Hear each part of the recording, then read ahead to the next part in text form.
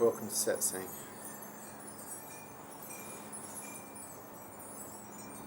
So, how do we maintain equanimity in the marketplace?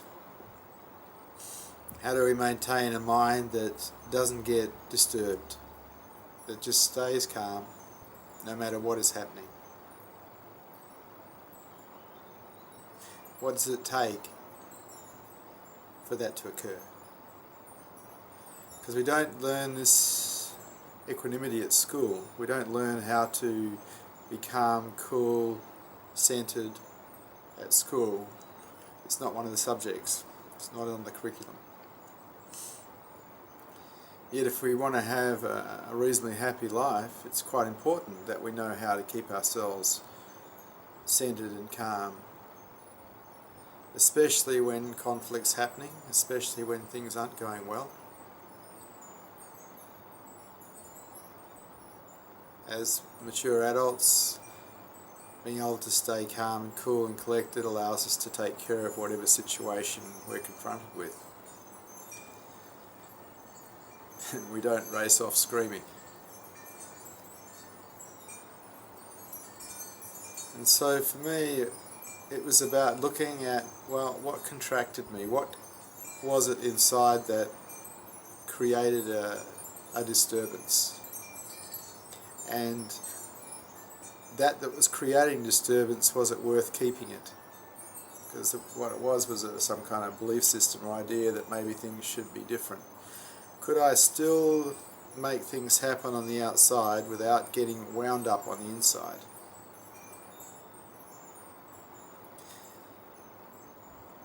Somehow a lot of us give ourselves permission to wind ourselves right up on the inside and create a lot of tension, a lot of suffering for ourselves, and quite often as a result a lot of tension and a lot of suffering for those around us that we become engaged with, whether it's our family or our friends or our employees or our boss, whoever. And if you can stay calm on the inside, well, you can deliver that. You can deliver calmness to the outside, to those who might actually be having problems. So this equanimity and the gaining of it is very, very important for having a beautiful life, for having a quality of life that is high. Because the more we contract, the more we resist life, the more we go into drama, the more we suffer, and the lower the quality of life we have is, no matter how wealthy we may materially be.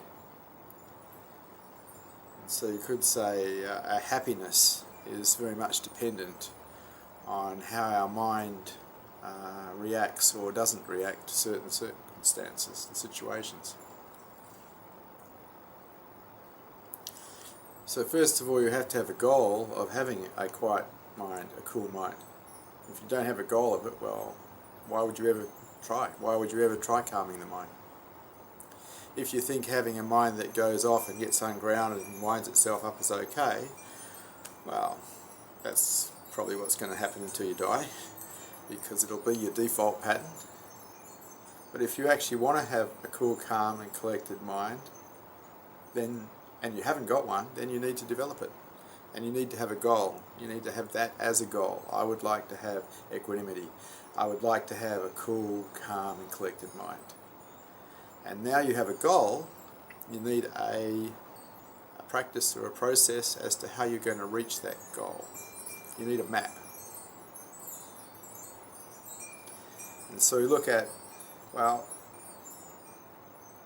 the mind gets disturbed. If it wasn't disturbed, I wouldn't be overreacting. I wouldn't be jumping around and losing my cool. So what makes me react? Is it just habit, which it could very well be, or is it that something touches me, I feel pain, and my reaction to feeling pain is to go into drama? My reaction to feeling pain is to tighten up, close up, go in resistance? You'd have to have a look. What's your response to pain? And do you have default patterning of drama, of going into drama when things around you don't go well? And once you've recognised what you're doing, whether you're avoiding pain somehow by going into drama, or whether it's just your pattern to be in drama, then you have to make a way to make that stop, to end the drama, to end the contracting, to end the resistance, to surrender. Whatever it is that is making that occur, to let it go, so you can stay calm and cool and collected. Not from a place of resistance, not from a place of severity, but from a place of surrender. And there's a huge difference in this, because you can remain cool, calm and collected from a place of severity, a place of tightness, and that's not what I'm talking about. I'm talking about staying cool, calm and collected from a space of surrender. And in this cool, calm place of surrender, there is tranquility even when chaos is happening around you. But it takes practice. It takes a goal, and then it takes practice. And if you're willing to practice, you'll get good at it. If you're not willing to practice, nothing will change. You'll stay the same as you always have been, whatever default patterns you're running, whatever reactions you're running, they'll just stay the same until you die, because they're not going to change, because there hasn't been any intervention on your part to make the change. Thinking it's a good idea isn't enough. That won't work. Never does. It's like thinking I'll go on a holiday and not doing it. Doesn't work. You don't go on the holiday. You just think about it. There has to be more than just thinking. More than just thinking it's a good idea. You have to have a practice. You catch yourself winding up, let it go. If you happen to see the belief systems that are involved in you winding up, see through them thoroughly and let them go. If you realise that every time someone does something that you feel pain with, something touches you, you realise that your relationship with pain is one of reaction to drama, stop it. Simply stop it. Allow yourself to be with what's there without going to drama.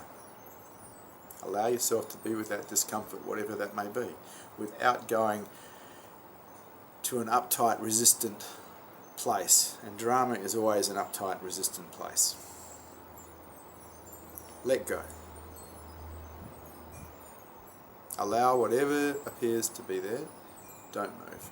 Just allow it to be there. It's okay. And if we practice this, after a while our mind starts to settle. We find ourselves less reactionary, less resistant to life. We start to find ourselves cool, calm and collected. But it takes practice, and it takes a lot of practice. You've practiced being a drama type person for a lifetime. You've practiced resisting pain by jumping up and down. You're going to be really good at that. It's going to take a fair bit of practice to change that. Probably a few years. People who think they can change overnight are dreaming. It's not how the mind works. If you have default patterns, you have to put a new practice in, and it takes a while before it will take. Probably a few years. So there's the vigilance of catching yourself, resisting, reacting, and then there's the action or the discipline of changing that, stopping it. And there's the insight into seeing, well, why is it all happening? Seeing through the belief systems that are involved and letting them go also. And equanimity is absolutely possible for everybody, if you're willing to have a goal and make a practice. It'll work. It's up to you. This is your life. You've got as many years as left as you've got left. Do you want to continue the way you are, or would you like to change that? It's up to you. You have to intervene with you. No one else can help you but you.